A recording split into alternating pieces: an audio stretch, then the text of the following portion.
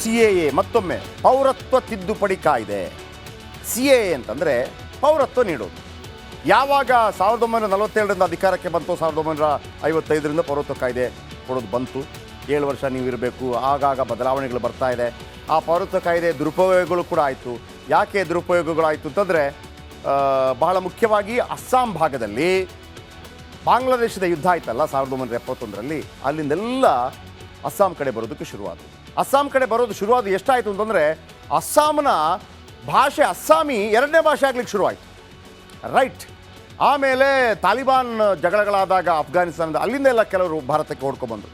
ಈಗಲೂ ಕೂಡ ಒಂದು 15,000 ಅಫ್ಘಾನಿಸ್ತಾನಿಯರು ಭಾರತದಲ್ಲಿದ್ದಾರೆ, ಒಂದು 25,000 ರೋಹಿಂಗ್ಯಾ ಮುಸ್ಲಿಮರು ಭಾರತದಲ್ಲಿದ್ದಾರೆ.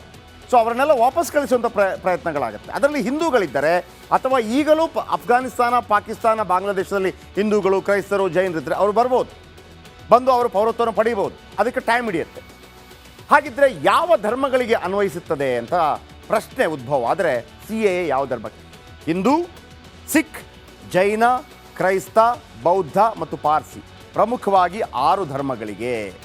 ಯಾವ ದೇಶದ ನಿರಾಶ್ರಿತರಿಗೆ ಪೌರತ್ವ ಸಿಗುತ್ತೆ? ಹಾಗಂತ ಶ್ರೀಲಂಕಾದಿಂದ ಬಂದರೆ ನಿಮ್ಗೆ ಕೊಡಲ್ಲ. ಶ್ರೀಲಂಕಾದಿಂದ ಬಂದರೆ ನಿಮ್ಗೆ ಕೊಡಲ್ಲ. 3 ದೇಶ ಮುಖ್ಯವಾಗಿ: ಪಾಕಿಸ್ತಾನ, ಬಾಂಗ್ಲಾದೇಶ ಮತ್ತು ಅಫ್ಘಾನಿಸ್ತಾನ. ನಾನು ಶ್ರೀಲಂಕಾ ಅಂತ ಹೇಳಿದೆ. ಶ್ರೀಲಂಕಾದವರು ಕೊಟ್ಟಿಲ್ವೋ? ನಾವು ಕೊಟ್ಟಿದ್ದೀವಿ. LTT ಕಾರಣಕ್ಕಾಗಿ ಓಡಿ ಬಂದ ತಮಿಳರಿಗೆ ನಾವು ಅವಕಾಶ ಕೊಟ್ಟಿದ್ದೀವಿ. ಅದರ ಬಗ್ಗೆ ಹೇಳ್ತೀನಿ. ಈಗ ಸದ್ಯಕ್ಕೆ ಸಿ ಎ ಭಾಳ ಟಾರ್ಗೆಟ್ ಮಾಡಿರುವಂಥದ್ದು ಪಾಕಿಸ್ತಾನ, ಅಫ್ಘಾನಿಸ್ತಾನ ಮತ್ತು ಬಾಂಗ್ಲಾದೇಶ. ಮೂರೇ ದೇಶಗಳ ನಿರಾಶ್ರಿತರಿಗೆ ಮಾತ್ರ ಯಾಕೆ ಪೌರತ್ವ ಅಂತ ನೀವು ಕೇಳ್ಬೋದು. ಯಾಕೆ ಉಳಿದವ್ರಿಗೆ ಯಾಕೆ ಕೊಡಬಾರ್ದು? ಬರ್ಮಾದಿಂದ ಬಂದರೆ ಯಾಕೆ ಕೊಡಬಾರ್ದು? ನೇಪಾಳದಿಂದ ಬಂದರೆ ಯಾಕೆ ಕೊಡಬಾರ್ದು? ನೇಪಾಳದಲ್ಲಿ ಅಲ್ಪಸಂಖ್ಯಾತರು ಕ್ರೈಸ್ತರು ಇರ್ಬೋದಪ್ಪ, ನೇಪಾಳದಲ್ಲಿ ಜೈನರು ಇರ್ಬೋದಪ್ಪ, ಹಿಂಗೆಲ್ಲ ಕೇಳ್ಬೋದು ನೀವು. 3 ದೇಶಗಳ ನಿರಾಶ್ರಿತರಿಗೆ ಯಾಕೆ ಪೌರತ್ವ? ಯಾಕಂದರೆ ಈ 3 ದೇಶಗಳಲ್ಲಿ ಅಲ್ಪಸಂಖ್ಯಾತರಾಗಿರುವಂಥ ಈ 6 ಧರ್ಮದ ಜನರಿಗೆ ಕಿರುಕುಳವಾದರೆ, ಅವ್ರು ಅಂದ್ಕೊಂಡ್ರೆ ಕಿರುಕುಳ ಆಗ್ತಾ ಇದೆ ಅಂತ ನಾವು ಕರಿತಾ ಇಲ್ಲ, ನಿಮ್ಗೆ ಅನಿಸಿದರೆ ರೈಟ್, ಬರಪ್ಪ ಕೊಡ್ತೀವಿ ಅಂತೇಳಿ ಇಲ್ಲಿ ಬಿಸ್ಕೆಟ್ ಕೊಡೋ ಥರ ಅಲ್ಲ. ನಿಮಗೆ ಅನಿಸಿದರೆ ಕಿರುಕುಳ ಆಗ್ತಾ ಇದ್ದರೆ ನಾವಿದೀವಿ ಒಂದು ದೇಶ ಅಂತೇಳಿ. ಮುಸ್ಲಿಮರ ಹಾಗಿದ್ರೆ ಒಂದು ಪ್ರಶ್ನೆ ಉದ್ಭವ ಆಗುತ್ತೆ. ಮುಸ್ಲಿಮರನ್ನು ದೇಶದಿಂದ ಹೊರಗಟ್ತಾರೆ. ಯಾರಿಗಾದರೂ ಆ ಧೈರ್ಯ ಇದೆಯೇನ್ರಿ ಮುಸ್ಲಿಮರನ್ನು ಈ ದೇಶದಿಂದ ಹೊರಗಟ್ಟೋದಕ್ಕೆ? ಈ ನೆಲದಲ್ಲಿ ಹುಟ್ಟಿದಂಥ ಭಾರತೀಯ ಮುಸ್ಲಿಮರು, ನಮ್ಮ ಭಾರತೀಯ ಮುಸ್ಲಿಮರು, ಅವರನ್ನು ಯಾರು ಮುಟ್ಟಕ್ಕಾಗಲ್ಲ.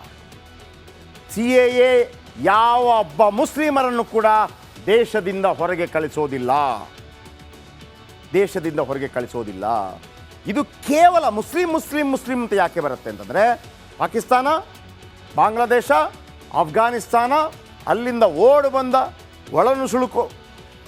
ನುಸುಳ್ಕೊಂಡು ಬಂದಂಥ ಎಲ್ಲರ ಪೈಕಿ ಮುಸ್ಲಿಮರನ್ನು ವಾಪಸ್ ಕಳಿಸ್ತೀವಿ.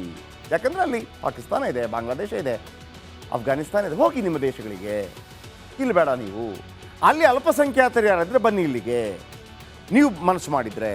ಅಥವಾ ಇಲ್ಲಿದ್ದವರು ಆಲ್ರೆಡಿ ಒಳನುಸುಳುಕಾಗಿ ಇದ್ದಂಥವರು, ಅವರನ್ನು ಉಳಿಸ್ಕೋತೀವಿ ನಾವು. ಆದರೂ ಕೆಲವು ಕಾನೂನು ಕಟ್ಟಳೆಗಳಿದೆ. ನೀವು 2014ರ ಮೊದಲು ಬಂದಿರಬೇಕು, 5 ವರ್ಷ ಆಗಿರಬೇಕು, ಮೊದಲು 11 ವರ್ಷ ಇತ್ತು. ಹಾಗಿದ್ರೆ ಮುಸ್ಲಿಮರು ಯಾರು ಬೇರೆ ಭಾರತಕ್ಕೆ ಬರೋಂಗಿಲ್ವಾ?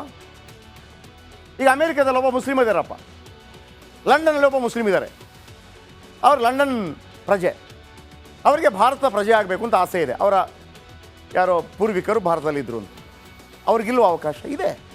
ಅವರು ಅದೇ ಪೋರ್ಟಲಲ್ಲಿ ಹಾಕಬೇಕು, ಇಷ್ಟು ವರ್ಷ ಇರಬೇಕು, ಇಷ್ಟು ವರ್ಷ ಇದ್ದ ನಂತರ ಅವರಿಗೆ ಕೊಡಲ್ಪಡುತ್ತೆ. ಆದರೆ ಒಳನುಸುಳುಕೋರಾಗಿ ಈ 3 ದೇಶದಿಂದ ಬಂದ್ರಲ್ಲ, ಅವರಿಗಿಲ್ಲ. ಸಿ ಎ ಇಂದ ಭಾರತದ ಮುಸ್ಲಿಮರಿಗೆ ತೊಂದರೆ ಇದೆಯಾ? No way. ಭಾರತದ ಮುಸ್ಲಿಮರಿಗೆ ಯಾವುದೇ ತೊಂದರೆ ಇಲ್ಲ.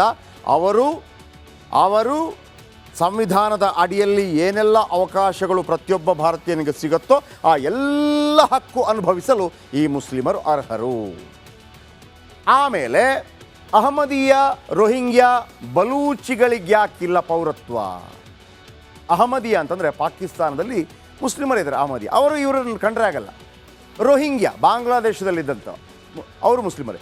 ಬಲೂಚಿಸ್ತಾನಿಗಳು, ಪಾಕಿಸ್ತಾನದೊಂದು ಭಾಗ ಬಲೂಚಿಸ್ತಾನ್, ಯಾಕಿಲ್ಲ? ಇದೆ.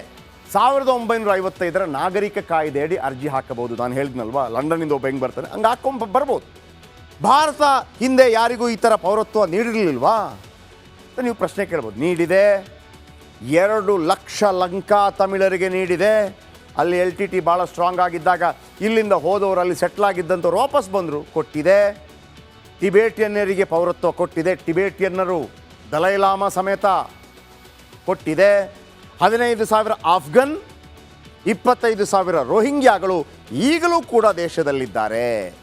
ಹಾಗಾಗಿ ದಯವಿಟ್ಟು ಹೇಳ್ತೀನಿ, ಮುಸ್ಲಿಮರನ್ನು ದಾರಿ ತಪ್ಪಿಸುವ ಪ್ರಯತ್ನಗಳನ್ನು ರಾಜಕಾರಣಿಗಳು ಮಾಡಬಹುದು, ಅವರ ಉದ್ದೇಶವೇ ಪೊಲರೈಸಿಂಗ್ ಆಗಿರ್ಬೋದು. ಆದರೆ ಒಂದು ಕೆಲಸ ಇಲ್ಲ ಆಗಬೇಕು, ಪ್ರಧಾನಮಂತ್ರಿ ನರೇಂದ್ರ ಮೋದಿ ಮತ್ತು ಗೃಹ ಸಚಿವ ಅಮಿತ್ ಶಾ ಒಂದು ಪತ್ರಿಕಾಗೋಷ್ಠಿ ಮುಖಾಂತರವಾದರೂ ಭಾರತೀಯ ಮುಸ್ಲಿಮರಿಗೆ ಹೇಳಬೇಕು, ಇದು ಭಾರತೀಯ ಮುಸ್ಲಿಮರಿಗೆ ತೊಂದರೆ ಕೊಡುವಂಥದ್ದಲ್ಲ. ಯಾರು ಒಳನುಸುಳುಕೋರರಿದ್ದಾರೆ ಆ ಒಳನುಸುಳುಕೋರನ್ನು ವಾಪಸ್ ಕಳಿಸುವಂಥ ಕಾಯ್ದೆ ಈಗಲ್ಲ, ಅದು ಅಟಲ್ಜಿ ಅವರ ಕಾಲದಲ್ಲಿ, ಮನಮೋಹನ್ ಸಿಂಗ್ ಅವರ ಕಾಲದಲ್ಲಿ ಮತ್ತು ಈಗಲೂ ಅದು ಮುಂದುವರೆದಿದೆ. ಈಗ ಅಲ್ಲಿರುವಂಥ ಅಲ್ಪಸಂಖ್ಯಾತರನ್ನು ಉಳಿಸಿಕೊಳ್ಳುವಂಥ ಪ್ರಯತ್ನಗಳಾಗಿದೆ ಅನ್ನೋದನ್ನು ಮನವರಿಕೆ ಮಾಡಿಕೊಡಬೇಕು.